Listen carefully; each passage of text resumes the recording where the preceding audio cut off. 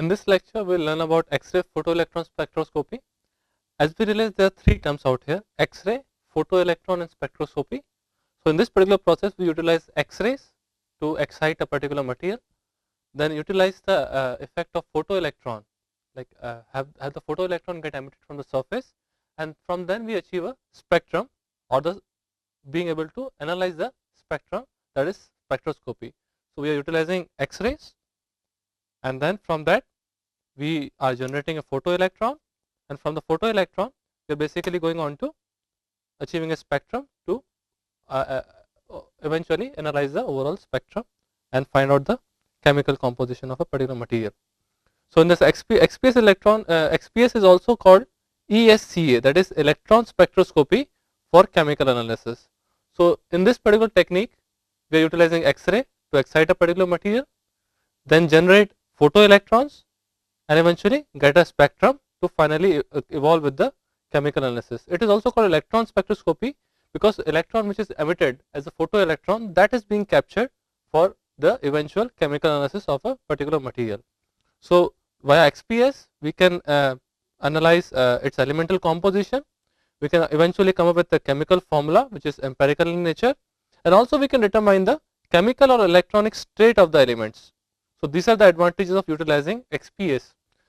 Because in XPS it is highly dependent on the electronic state of the element as well. So, we can easily determine what is the overall nature of a particular element and what is its electronic state, or therefore thereby we can also calculate what is its chemical formula. Coming to the features of XPS, it is highly surface sensitive, so we can perform a surface analysis. We can eventually also see what are the contaminants that are present on the surface of a material, and we can also determine the elemental composition which is limited to the top 10 nanometer of the surface. And since the electrons which are emitted, they are low energy electrons, and to detect those electrons which are coming out of the surface without any collisions, inelastic collisions, we require a ultra high vacuum which is to the order of 10 to the power minus 9 torr.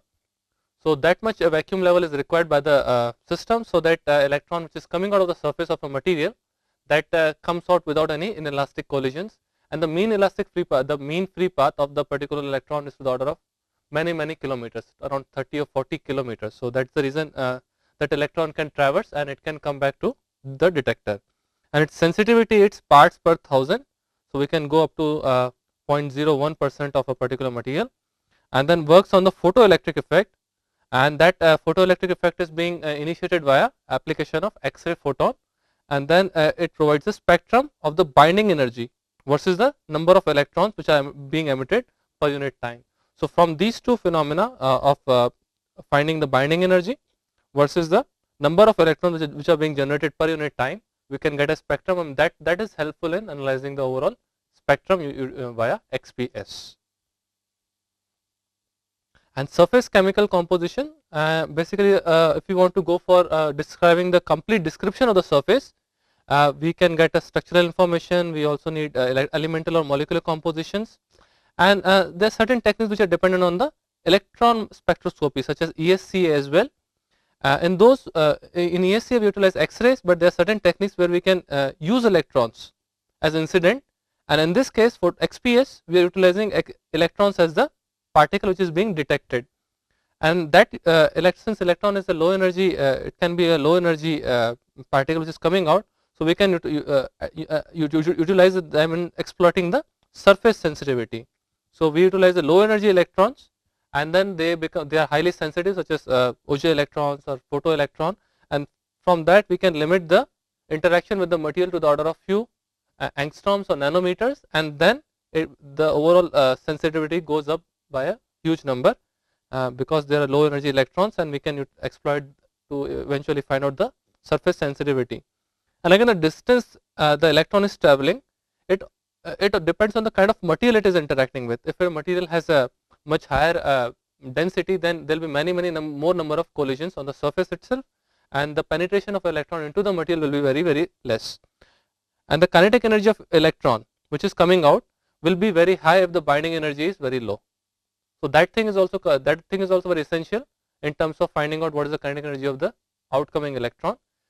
since electron has to come out from the shell, and if the binding energy is very high, then the overall kinetic energy will be very less. So that is the overall thing which a distance electron will travel depends on, and sensitivity is to the order of very less. It's actually it can go down to around 40 nanometer by synchrotron facility, and identification at concentrations greater than 0.1 atomic percent, and with the quantification of plus minus 10%. And in this particular method, we utilize photo emission. So we are incidenting a photon, and particle which is coming out is an electron, and basically we see excitation of electron, and then that basically an other electron fills up the core electron, and then it finds out what is the status of the filled core, what are the filled core levels, and this overall technique is being utilized in the XPS. And there are certain loss processes which are also associated in the XPS. Those arise because of the inelastic scattering, and because of inelastic scattering there is reduction in the kinetic energy of the electron, and also it might trap the traveling electron, and it may prevent the escape of electron from the surface. So these are also some of the things which can happen, and those inelastic scattering can occur either via phonon, plasmon. So those excitations can also absorb some certain energy in terms of their excitation as atoms in unit cell, or excitation of electrons. So and they also have a different energy levels out here. And coming to the inelastic mean free path versus the kinetic energy, we can see that if we start drawing a mean free path, so we have a mean free path which is denoted by lambda, and it is given in distance such as angstrom, and then we have, say, electron energy in eV. So we see that when the electron energy is very less, the electron will undergo many collisions, and when the electron energy is very high, it will penetrate much deeper into the material. So for higher energy electrons, we will see that there are very high interactions, because higher energy of electrons will allow the much more penetration of the electron into the material. So what will happen that now electron will basically, once it has to come out of the surface, it will undergo many collisions. What happens at lower levels is that it is such a low energy that it just after certain inelastic collisions it basically dies away. So that is the problem with the electron energy. At lower energy, it can just keep going further and further into the material, and basically it will get it will just keep colliding with the things around, and it will with such a low energy it will get just deflected by the electrons which are nearby, and the energy is not sufficient to basically collide with some other material and lose its energy. And in this case, it has such a high energy that it will keep traversing to a very high distances without affecting its energy, and then basically this energy keeps dying later on. But in this particular location, we are seeing the mean free path is very low. So what is happening is, if we can attain a particular electron with certain energy, we are observing the minimum mean free path. It means the electron will collide with surface, and it will come out only from this particular regime. And we realize that this amount is around 5 to 10 nanometer, 5 to 10 angstroms, and this particular part can go as high as maybe say around 10 nanometer. So if we can capture an electron within this particular regime, which is predominant for maybe electron energies to the order of 50 to around 100 eV, we can capture an electron with a very low mean free path, and we can get this much sensitivity for the particular process. So this tells the importance of the mean free path versus the electron energy or the electron kinetic energy out here in this particular case. So we are getting a minimum minimum mean free path of around 5 to 10 angstroms for kinetic energy to the order of 50 to 100 eV, and that will provide us the maximum sensitivity. So that is the key part around here, that we can also get very high sensitivity in this particular case. Now in one of the earlier lectures, we have studied about the OJ electron spectroscopy, and in there we realized how relaxation process can lead to a OJ electron. So we see that we have certain shells out here, and then we excite a particular electron. We had a core shell electron, we supply a beam of photon with energy h mu, and then we see that this particular electron is knocked away, and since this is knocked away, what can happen is later on that it can one electron can jump from higher energy to a lower energy, and then it can basically supply certain H mu that will go out as a X-ray fluorescence, and the electron which is emitted out is nothing but the photoelectron which is basically emitted out, and this energy can again be absorbed by an electron in the higher shell, and that can come out as a Auger electron. So we see that this particular electron which is coming out is a photoelectron, and we are interested mostly in this part because we are capturing the energy of the photoelectron. In the Auger electron, basically its kinetic energy was dependent only on the shells which were belonging to the K shell and L1 and L2 shells. So we had something like this, that the kinetic energy of the Auger electron was dependent on the binding energy of the K shell minus binding energy of the L1 and minus binding energy of the L2. But in this particular case, since we are bombarding with certain energy H mu, and that particular energy is being utilized to knock off that particular photoelectron, the kinetic energy of a photoelectron basically depends on the applied energy as well. So we had H mu minus the binding energy of the K shell minus some work function required to escape from Fermi level to the vacuum level. So how this thing is particularly happening is, we did see that we have H mu which is interacting with the core shell, and that core shell electron is basically being knocked off as a photoelectron. So so that's what we did see that. And XPS, as we said earlier, it is also called electron spectroscopy for chemical analysis. It is a semi-quantitative technique for determining the composition based on the photoelectric effect, and it is based on the electron spectroscopy because we utilize electron as a detector, and we are using the detecting particles as electrons, and they are able to exploit the surface sensitivity because the signal is coming out only from the top 5 to 10 angstroms of the surface.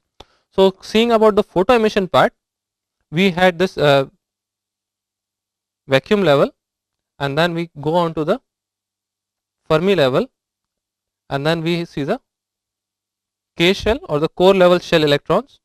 So we see that the core hole is being created. We take this core hole, that thing is being eliminated once we apply a electron. Once we apply some H mu, that electron basically goes and escapes as a photoelectron, and again going from the binding energy up to here, it has to come to overcome the binding energy, plus it has to utilize certain work function to be able to achieve certain energy still with itself, and that thing is nothing but the kinetic energy which is being possessed by the photoelectron. So once this particular photoelectron is getting emitted, it has to overcome the barrier of the binding energy of a particular shell, and then overcome the certain work function, and then the remaining energy. So we have total energy of the photoelectron. Kinetic energy is equal to H mu minus ionization potential for gases, and it is equal to H mu minus binding energy minus some work function for solids. So we say that photo emission will occur only when our H mu is greater than the work function, and then binding energy plus work function is smaller than the H mu. Then we have a photo emission, or in other words, we don't get any photo emission when H mu is lesser than work function, and BE, the binding energy plus work function, is greater than H mu.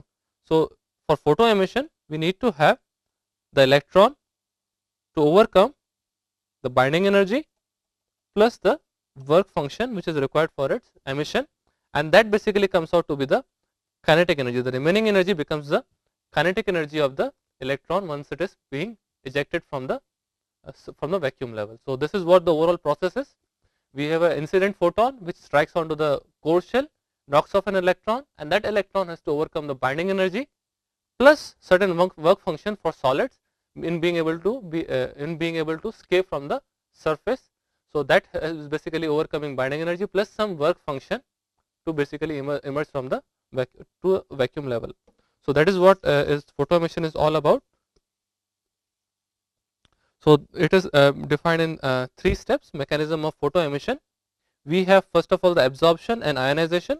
So that creates the initial core level hole, and now the material has to relax itself. So there is some response of the atom in terms of creating the photoelectron. So we have emission of photoelectron here, and now the third thing is the relaxation, the transport of electron to the surface and escape. So in this case it is overcoming the binding energy plus some work function. So that becomes the extrinsic losses of the particular electron that comes by phonon or phonon and plasmon interactions. And now the requirement of the XPS in terms of leading to photoelectric effect. So we have this kinetic energy of photoelectron, it increases as the binding energy decreases. It is very obvious because we are applying the kinetic energy of a photoelectron is equal to h mu minus binding energy minus the work function.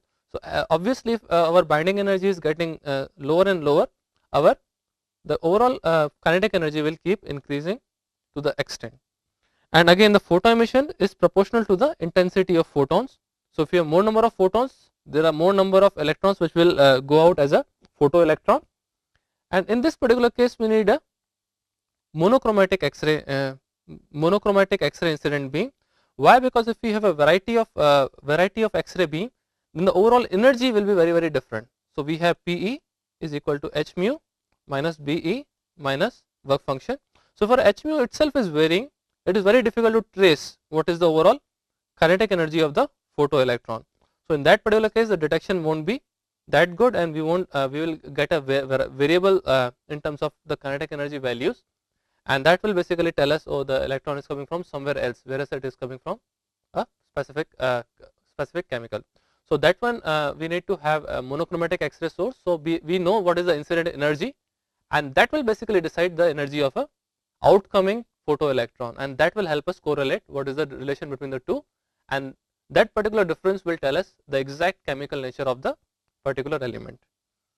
And a range of kinetic energy can be produced if the valence band is broad. So depending on the valence band itself, since the material has to overcome the work function as well, and it has to overcome the binding energy as well. So the valence band is pretty broad, then again the kinetic energy will be lower, and we will get a range instead of a unique value. And again each element has a unique core set of core levels, so the kinetic energy can be easily used to fingerprint an element. So once we know what is the binding energy, what are the core energy levels, then we can obviously find what is the element and what the kinetic energy the exiting electron will possess. So that provides the overall requirements of the XPS process. And again binding energy represents the interaction between the electron and the nuclear charge, and in gases our binding energy is equal to the ionization potential, but in case of solids it has to also overcome certain work function. So binding energy will be the overall energy which electron has to overcome will be binding energy plus some work function, and binding energy will follow the levels such as Be. Binding energy of 1s shell is much higher than 2s shell. That is the reason first electron goes to 1s level, and then once the 1s level is filled, it starts filling 2s level. So this one has the highest binding energy, and similarly it follows on 2p, 3s and so on. And again binding energy of the orbital increases with the atomic number. So for a similar row of elements, if we have sodium, magnesium, so sodium will have the lower binding energy because here the nuclear charge is around of 11, and then we have electrons also 11. So as soon as the charge gets increasing, like in magnesium we have 12, atomic number 12. So we have 12 nucleons, nucleons that basically neutrons and protons that are attracting the electrons. So in this particular case the binding energy is much higher. Similarly it goes on like that. So we have binding energy increasing with the atomic number, and also it also follows the energy level, so that we have 1s will have much higher binding energy than that of a 2s and then 2p and so on. So again we also see that the binding energy, how it basically changes. So if we have a certain counting rate on the y axis, counting rate or maybe some intensity, and in this case we have a kinetic energy. So we are seeing the binding energy increases as we have lower atomic number for a particular row of elements. So we see that the kinetic energy will be very low for element with a higher atomic number. So we have higher atomic number will have a lower kinetic energy. This is the kinetic energy because this one will have a higher binding energy. So say we had a chloride, we had a chlorine, and then we see it that it will have a very low, the electron which is coming out in chlorine will have a lower kinetic energy than say material which was say magnesium. So it is much easier for the electron to come out in magnesium, whereas it is much difficult for the electron to come out in chloride ion. So that is what the problem is, that the kinetic energy of easily releasable electrons such as Na or magnesium, it is very easy for the electron to really come out in sodium and magnesium. So they will possess very high kinetic energy since they have lower binding energy of the electron.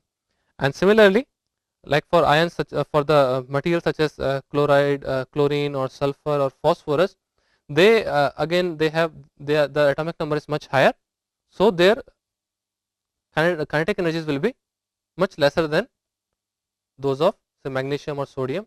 And basically we have seeing higher binding energy in this direction and higher kinetic energy in this direction, because that is what we always say, that kinetic energy is equal to h mu minus the binding energy minus the potential of the material. So that is what we are able to see, that binding energy is being affected by the atomic number of the material. But again, binding energy of the orbital, it will not be affected by isotopes, because say binding energy of lithium, in case of lithium we know that what is the overall number of nucleons and protons out there. So the attraction with which it will attract the electrons will be the same. So it does not matter if lithium has so many number of electrons on the surface, it will have the same binding energy, because the way nucleus will keep returning those electrons will be same. So we have binding energy of 7 lithium 1s is similar to that of 6 lithium 1s. And again seeing the binding energy with respect to atomic number, we will see that the binding energy will in this direction, and then we have atomic number in this direction. So we will see that the 1s shell basically comes out like this, and then 2s 2p will go on like this, 2s will be like this, and 2p there may be again some splitting between the shells. So we will see 2p will have basically splitting out here, and then again 3s, and then again 3p will have again the splitting part. Again it can be 3d will have again splitting, 3s 2s. So something like this will observe in case of particular materials, and these transitions are basically the way the binding energy is defined. And so binding energy versus electron atomic number is something like this, that 1s will have the highest binding energy if we take a particular material, then we can say definitely that 1s has the highest binding energy, then the 2s, and then the 2p, and so on. And that's what we were seeing earlier as well, that's what we have stated earlier as well. So, and coming to the XPS spectrum, we count the number of electrons per unit time with respect to the binding energy of a particular material. So we see a spectrum which appear more like this. We see much higher background in certain material and certain splits like this, and then certain change in the background scale, and then again certain scale will go on like this. So we are seeing binding energy like this, and then number of electrons, which are again it is being again normalized by the energy levels out here. So we some spectrum something like this. So we see that the background is basically keeps changing for different levels. So and again we are seeing certain peak splitting. So if say this was for 2p 1/2 and then 2p 3/2, we see some splitting of the peaks at certain locations. So so this is what basically happens, that we have a stepped background, and then second case we have splitting of the peak. So we have peak splitting as well. So we are seeing these two parts, peak splitting and the stepped background in this particular case. And why does this happen? We will see as we go along. So this is let us see. and in the background signal, generally in the XPS spectra we see a stepped background. This happens because of the inelastic processes, and basically what happens, the electrons which are close to surface, they can escape without energy loss, and electrons which are much deeper deeper in surface, they lose energy and emerge with reduced kinetic energy. So that is what is happening, that once we have an electron, say a binding energy which has a binding energy of very high, such as 1s electron, and those electrons will undergo very high collisions, and they will go much, because since they have much higher binding energy, it undergoes it emerges with a very low kinetic energy. Since it has a very low kinetic energy, it again starts interacting with the material, and depending on its mean free path, it encounters many elastic collisions. And as we had seen earlier, that a certain energy range of electrons will have the minimum mean free path, it basically starts losing energy in terms of inelastic collisions, and that part is basically emerging in the 1s much strongly than that of a 2s and then 2p and so on.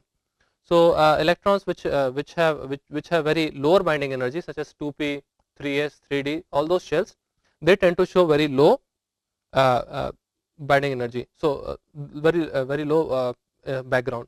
So in this particular case, if you see, if this is for 2p or 2s or that particular level, this will be 3s, 3d, 3p, and then we have 4s, 4p and so on. So this particular thing basically comes like this, that we see a particular level of background in certain materials. This one might be for say 2s, this one might be for 2p, and then again we keep going down, and then we again see certain more interaction in terms of 3s, 3p with varying level of backgrounds. And as we see that for higher shell, for higher electronic orbitals, we are seeing that the binding energy is very low.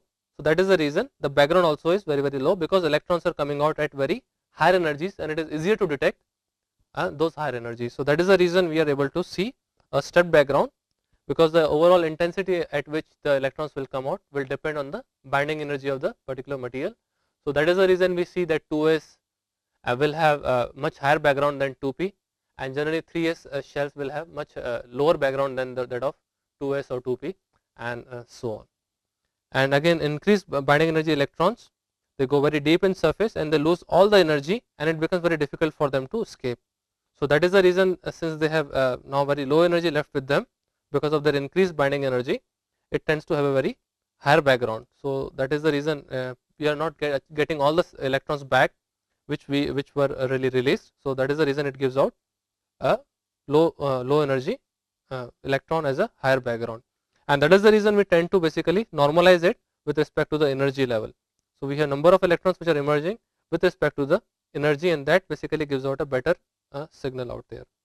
And as we saw earlier, that if you have a particular surface, and then the electrons which are coming out from surface, they are generally more intense, and as soon as we start going much deeper into the material, we see that the intensity will keep decreasing, but at the same time the 2s will have a very low kind of energy left with it. Then again we'll have 3s, and then 3p, and then 3s and so on. So we tend to see a stepped background, which the stepped background will appear more like this. We'll have splitting for the, like, if this is say for 2s, then for 2p we'll have again a splitting, and then we see some background like this, and then again 3s, and then 3p and so on. So we had this binding energy like this, and then the overall intensity in this particular direction, and that's what we see, that the 3p will show the least background, whereas 2s and 2p electrons will show a highest background.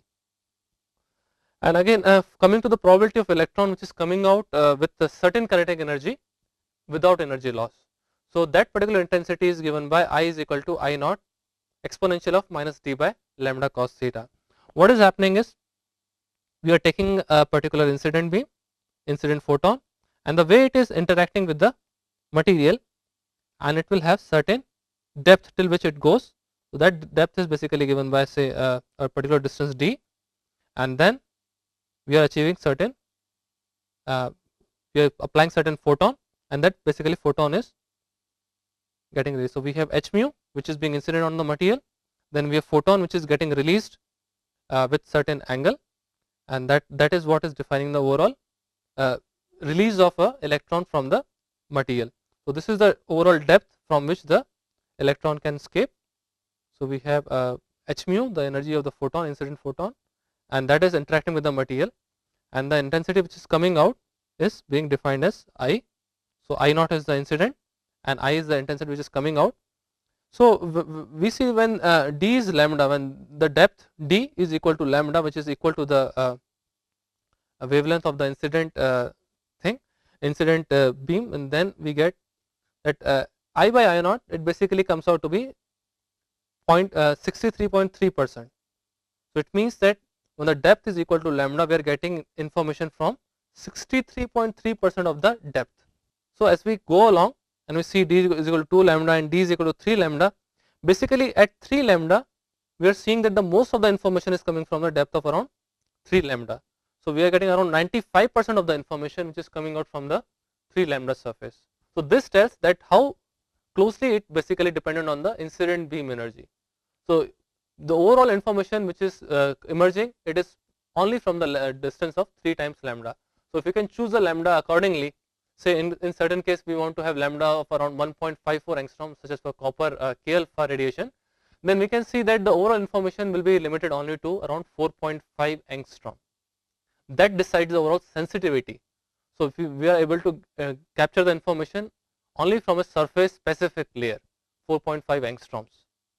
So that tells how much we can really we are able to contain the information, the chemical information from only a couple of less than a nanometer layer, less than a nanometer, and then we can get the overall depth information from around 4.5 angstrom in case of copper K alpha. So that is what tells the probability of electron which is coming out with kinetic energy. So this tells that how closely it basically dependent on the incident beam energy. So the overall information which is emerging, it is only from the distance of 3 times lambda. So if you can choose the lambda accordingly, say in certain case we want to have lambda of around 1.54 angstrom, such as for copper K alpha radiation, then we can see that the overall information will be limited only to around 4.5 angstrom. That decides the overall sensitivity. So if we are able to capture the information only from a surface specific layer, 4.5 angstroms. So that tells how much we can really we are able to contain the information, the chemical information from only a couple of less than a nanometer layer, less than a nanometer, and then we can get the overall depth information from around 4.5 angstrom in case of copper K alpha. So that is what tells the probability of electron which is coming out with kinetic energy without energy loss, and that thing how much it is dependent on the our incident beam and the overall lambda which defines the beam incident photon beam. And again in this case we observe orbital splitting. We have orbital angular momentum, and then we have also electron which is being spinning on its shell in a certain direction. So we see there can be some favorable state and there can be some unfavorable state. So we have, let's say if we have the orbital which is moving in this direction, and so we have electron which is moving exactly opposite to it, spinning exactly opposite to it, then it is much more aligned, and this one will face much lesser resistance during the spinning. But if we had the moment something like this, of the angular momentum more like this, and if we have the spin in the same direction, at certain location it will cause some friction between them. So to present it more schematically, it is more like this. If we have the overall angular momentum, orbital angular momentum in going in one direction, and this is for the electron, this is for the L or the orbital angular momentum, then this is much more favored, because now there will be no resistance at this particular location. They are rolling just one above the other and they won't assume any friction. But in one case, in the other case, if we have this our L in this direction and the electron is spinning in another direction, then we can obviously see that there will be some friction which is being generated out here. So that stage is basically unfavorable or not favorable. So the alignment between the orbital angular momentum and the spin of an electron. So we have spin of electron and the angular momentum. So they should be aligned properly, So for if it is favorable and or unfavorable, and that basically leads to the difference in the energy levels that causes basically the splitting between the orbitals. So if we had say we have a particular material, then we will see that it will show some splitting in the 3p and 3d maybe in p or d orbitals, and say in particular case we have this binding energy. So it will show certain splitting, say for 3p and say for 3p 2 by 3 by 2, and this will be 1 by 2. So we can see the counts in this direction and the binding energy in this direction. We'll see some splitting which might be happening between the two or in this two location. So for any electron in the orbital with orbital angular momentum, so coupling between the magnetic fields of the spin and the angular momentum basically causes the splitting between the two.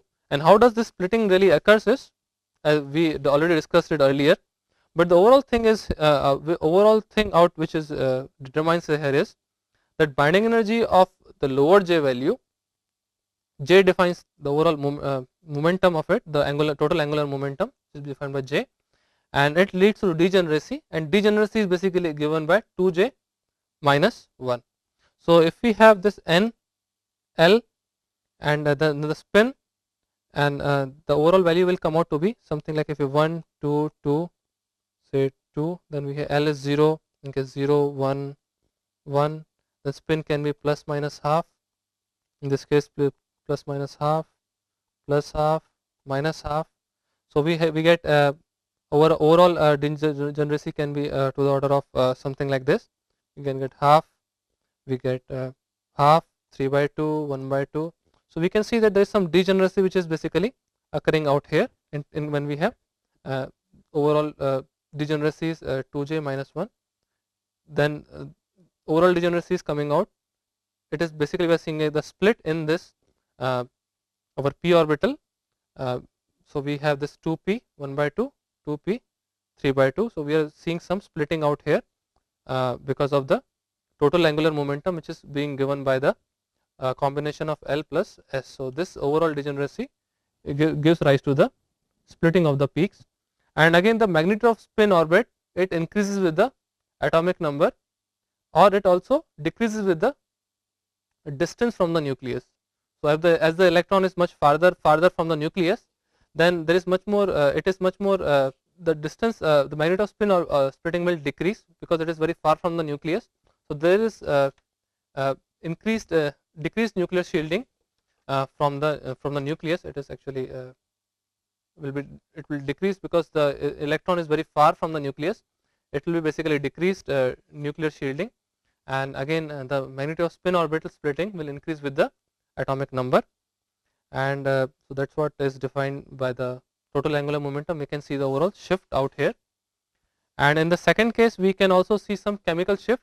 We can also observe a chemical shift in this particular material, like we have titanium 2p 1 by 2 and 2p 3 by 2.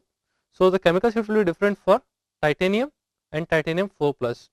So that part can be easily seen out here, like if we had a peak for p 1 by 2 and p 3 by 2, and then it will be very different once we have say titanium, and then in other case if we had titanium 4 plus, we can see there is some shift in the peaks. So for the same peaks p 1 by 2, so it was 2p 1 by 2, 2p 1 by 2, 2p 3 by 2 and 2p 3 by 2. So in this case we have titanium 4 plus. Since titanium is easy, it is easy to basically give out electrons. We can see that the binding energy will decrease because now we have one more electronegative material which is associated with it.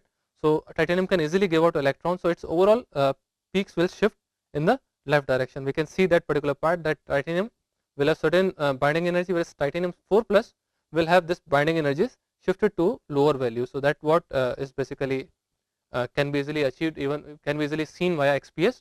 So therefore it becomes a powerful tool in terms of being able to detect the functional groups, or being able to decide what is the chemical environment and where the species is associated, and also the oxidation state. So as we can see here, the titanium, it was neutral, and then in this case we had certain binding energy, whereas as soon as it becomes 4 plus, we see a shift of the binding energy out here. So that is what is telling that we can chemically detect what is happening with the material. So it becomes a very powerful tool in terms of detecting any functional group which is associated with a particular chain, or deciding the chemical environment if there is any oxidation is happening with the particular material. So these are some important aspects of characterizing via XPS. And also there can be some core level shifts, like in case we have a carbon, and then carbon basically is interacting with certain materials. So that can be say calcium tetrafluorine, or it can be carbon dioxide, it can be CH4. So if we see that what is the overall binding energy, or maybe say let us okay, this will be the kinetic energy in this direction, and we have intensity in this direction. In this particular case, we see that the kinetic energy is increasing in this particular direction. So we have kinetic energy in this direction. So obviously the binding energy is increasing in this direction. So we can directly say that the CF4 is bonded very much strongly as compared to CO2, and then CO2 is much more strongly bound as compared to the CH4. So we see CF4 will have the lowest kinetic energy, or it means it has the highest binding energy, and CH4 is showing the highest kinetic energy, it means it has the lowest binding energy. So it also depends on the electronegativity of the material. In this case we had hydrogen, in this case we had oxygen, in this case we had fluorine. So that's also very important, that position of orbitals in the atom is sensitive to the chemical environment. So that's what we said earlier, that shifts are very much dependent on the chemical environment of the material as well. So that is what we are able to see in particular spectrum, that once a particular element is bonding much more strongly to some another element, so the binding energy will be very high, and therefore will have very low kinetic energy for those particular bonds. So we can easily decipher the shifts which are arising due to the chemical nature of the material. So going to the next, and therefore chemical shift is correlated with the overall charge of an atom, and as we have reduced charge, we will see increased binding energy. And it also depends on the number of substituents, it depends on the substituent electronegativity, it also depends on the oxidation state. So again, depending on the ionicity or covalence, it can be a little unreliable, but that is what it depends on. It depends on the oxidation, electronegativity, and number of substituents. So that is all is also being defined by the particular chemical shifts. Okay, coming back to it, we will see difference. Say if we have a particular bonding, say C double bond O, or C O bond H, or C bond O C, something like this, they will have different binding energies, maybe marginally different, but they will again be little different. They will have different kind of bondings. In all the cases, we have C bonding with O, but still will have very different binding energy. So typical binding energy of oxygen with certain carbon, it again will be little different. Coming to the surface charging, since what happens in case of electrical insulators, they cannot dissipate the charges. We are incinerating the surface with photons, and then we are basically releasing those electrons from the surface. So overall the material is getting deficient of any electrons. So once the material is deficient of any electrons, now it is very hard for a particular material to again emit much more number of electrons. So we see there is some, when the surface charging occurs, we have excess positive charge which basically comes out on the surface, and it shifts all the peaks to higher binding energies. So say if we had certain spectrum, and then basically once we are once it has a certain charge developing on it, so we see that the overall binding energy peaks will all shift to the higher binding energy level. So we have, because now it has some positive charge, and now it is very difficult for the charge to go and escape the surface.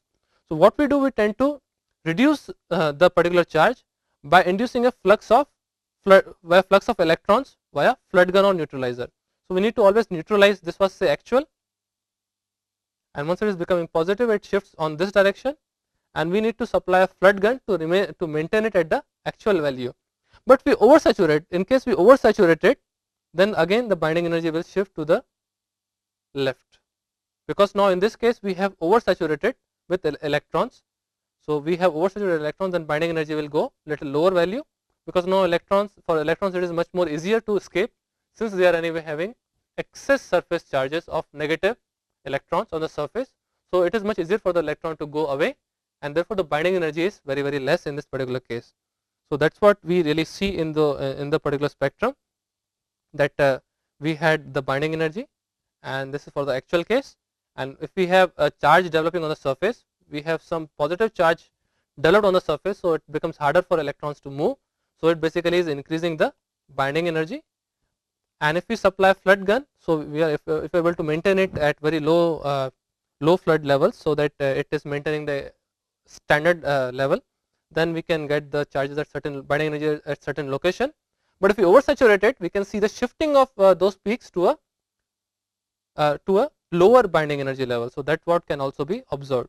So we should also have a good reference peak to supply the neutralizing gun or the flood gun to neutralize the surface charge which is being developed. So we need to take care of these things as well in this particular thing. Coming to the experimentation part, obviously we need to have a monochromatic X-ray source. So that can be basically generated by using monochromatic source. We can have anode and filaments and then water supply to basically generate a X-ray with certain window level to generate the monochromatic X-ray. And secondly, we also need some sort of a detector or an analyzer and then detector to be able to differentiate the energies which are being achieved by the electron. So we apply certain bias to certain voltage or certain bias to this analyzer, and it allows only a certain energy electrons to pass from one end to the other end and then get detected at this particular location. So we had this energy analyzer. This allows only certain levels of energy to flow through it without touching the electrodes, and then basically we tap it as a electrode. So we have the sample, we generate the X-rays, we excite the sample, and then the photoelectron which are being emitted, they pass through this analyzer and then they come out at the detector level, and that is basically goes out for the data processing. And monochromatic source, as we know that we have X-ray source and they sit on the Rowland circles where we have a crystal, and that is basically generating the X-ray, and there we have the sample, it falls on the sample, and that is basically that's how we can generate a monochromatic source for this particular X-rays. So we have this crystal here, and that is generating the this is the X-ray source, and now because it's falling on the crystal, we can get a monochromatic source, and that basically falls on the sample, and all this it is in the on the Rowland circle. So that's how we can get a monochromatic source. And the detector, the analyzer, what we talked about is something called concentric hemispherical analyzer, and in this case we have two electrodes on the surface, and we apply certain voltage to it, minus V1, minus V2, and if an electron is basically, if it is touching any of the surfaces, it is basically absorbed, and V2 is basically greater than V1. So we at certain location we supply electron the overall energies, and those electrons travel and they come out on the other side, something like this, and then this particular thing is getting detected. And once we apply certain negative potential, and the mean path to the analyzer is given by V0, and we have certain radiuses, like we have R1, then this is R0, and this is R2. So we get V1 R1, which is being dependent on the lower side electrode, V1 R1 plus V2 R2, which is on the top side electrode, divided by the 2 R0. R0 is the mean radius of the path, the mean radius, which is nothing but R0. So 2 times R0 gives the overall potential, and if an electron has a kinetic energy which is approximately equal to the V0, will travel a circular orbit with at a radius of R0, and by changing the V1 and V2 we can allow only a certain range of energy values to pass through this particular analyzer. So by changing the biases at the V1 and V2, we can alter which particular electrons will cross through and which one will not. And once we have certain energy of electrons which comes out, we can detect those electrons by using photomultiplier tubes and diodes, and to basically give a particular count for the particular material. And now here background correction is also one of the very important part. And so we once we have a background which has because the spectrum shows a stud background, we always need a good correction.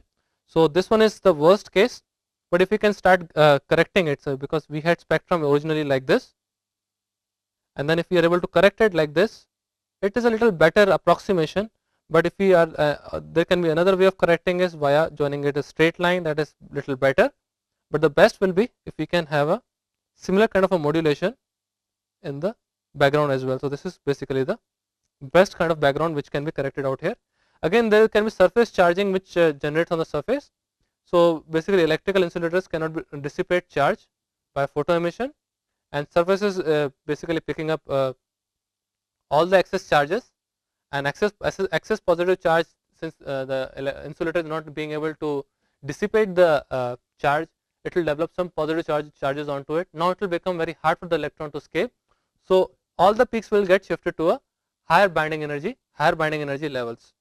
And again, when it can reduce the surface charge by exposing it through a neutralizing flux or low energy electron gun, which is also called the flood gun. So that is what thing is all about. And as we realized earlier, that the electron which is being emitting, which is coming out from the surface, the probability of electron to come out from the surface will be, the probability of electron which is coming out from the surface will decrease with the depth.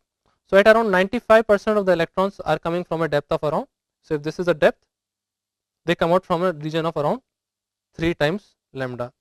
And what is the advantage of this particular thing is, we can alter the angle at which the beam is being incident on the material, and then we can detect what is happening at the surface of a material. So if we had a coating like this, and we start incidenting the beam at certain 90 degree, and then it keep starting inclining the particular beam, so 95% of the depth will be around this much. In this case it might go up to here. This is say 3 times lambda, but in this case this is 3 times lambda. So we can easily correlate what is the overall depth of a particular layer. So if we had a particular depth,